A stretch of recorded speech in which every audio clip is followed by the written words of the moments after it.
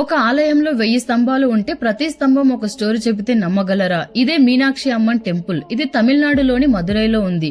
ఇది సంస్కృతి, కళ మరియు వాస్తుశిల్పానికి ఒక సజీవ చిహ్నం. ఈ ఆలయంలోని ప్రధాన దేవత మీనాక్షి దేవి. ఈమెను పార్వతీదేవి అవతారంగా పరిగణిస్తారు.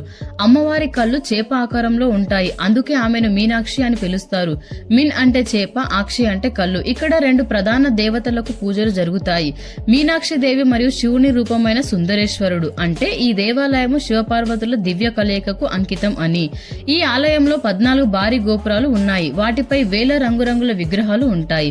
ప్రతి శిల్పంలో ఒక కథ, ఒక భావం దాగి ఉంది. ఈ ఆలయం 6వ శతాబ్దంలో ప్రారంభమైందని నమ్ముతారు. అయితే ప్రస్తుతం మనం చూస్తున్న అద్భుతమైన నిర్మాణం 17వ శతాబ్దంలో నాయక వంశీయులచే పునర్మించబడింది. మీనాక్షి టెంపుల్ ఒక సాధారణ దేవాలయం కాదు. ఇది ఒక వాస్తుశిల్ప అద్భుతం.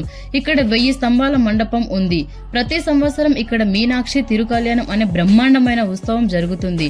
ఇక్కడ మీనాక్షి దేవి మరియు సుందరేశ్వరుల దివ్య వివాహం జరుపుకుంటారు. లక్షలాది భక్తులు ఈ వేడుకలో పాల్గొంటారు.